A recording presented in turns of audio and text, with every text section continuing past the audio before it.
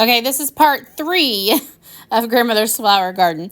So, okay, I'm going to try that. I'm going to show you that again, and hopefully this time I don't forget to do that little trick this time. I call it a trick, tip, whatever you want to call it. So what we're going to do is we're going to lay our next hexagon down. This is the one I want for the next part. And so you guys add these to your favorites. You can always come back and watch them later. Anyway, so we're going to start right here where my 2 lines meet. And we're just going to sew all the way down.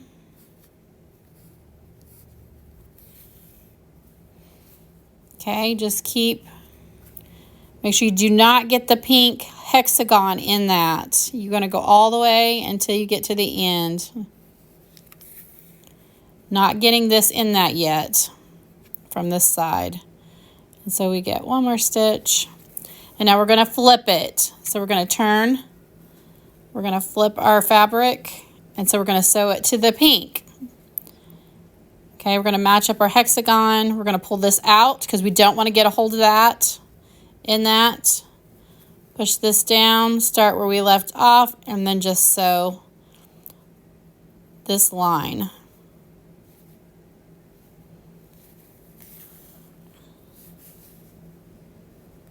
All the way to where our points meet.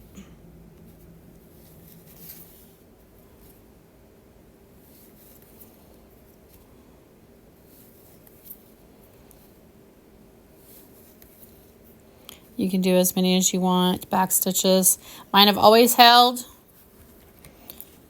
that's what I do. And then you just cut your threads. And then you have your other one. You can, however you want to press it over, it's up to you. Eventually it'll just start going the way it wants to when you start getting more. I do not iron once again, I finger press. So then we're going to go to the next one. I know these videos are long, but in order for me to get everything in, that's just the way it's going to be. If not, I'm going to have like a trizillion part 1, part 2s, part 3s, part 4s, trizillion.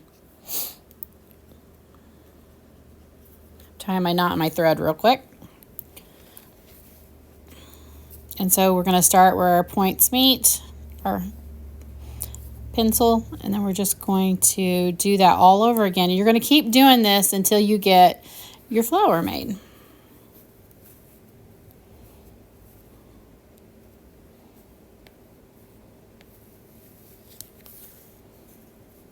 And then we're going to do one more, and then we'll flip it. And I'll probably have another couple parts because just trying to get all these in the video is hard. I try to keep my videos short so that way you guys can come back and watch it and you don't have to watch these like 10-minute videos. If there's anything you want to see, let me know. Leave a comment below. And then we tie it off.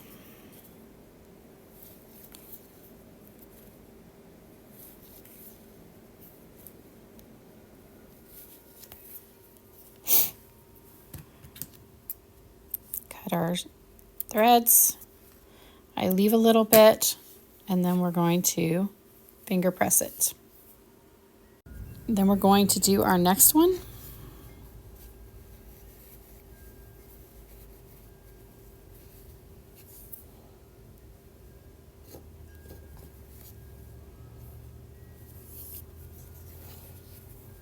Start at our points.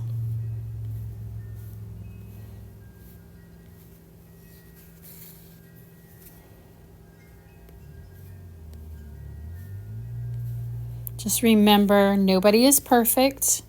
Nobody does a perfect quilt. Nobody. Just stay consistent. Consistency is the key. Pull this out. Straighten up your hexagon.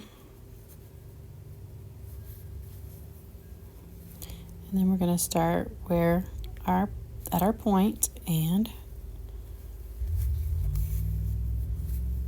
try not to compare yourself to others. Everybody works at a different pace.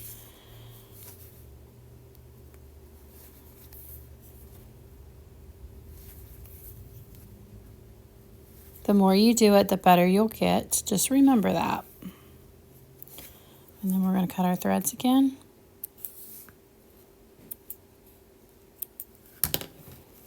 We have, now we're to the last one to sew our last petal on.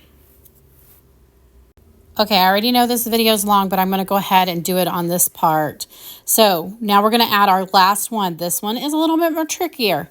So we're going to pull this down and try to match up our corners as best we can on this. Okay, just kind of pull it down, make sure that it is matching up.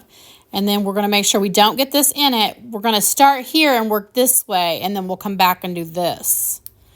And so we're going to start here at our point without getting this in it. And then we're just going to sew our line.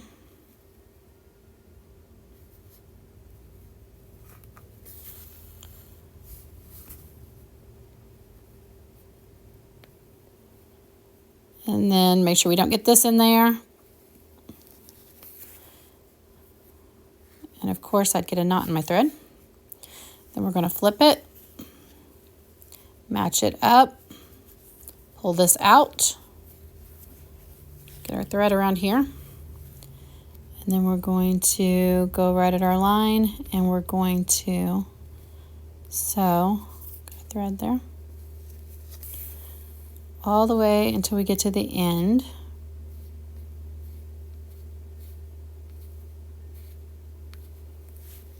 And tie it off. And then I'm going to show you what we do for the next one on the next part. I was hoping to get this row done, but in this one. But I don't want the video too long. So come for part 4.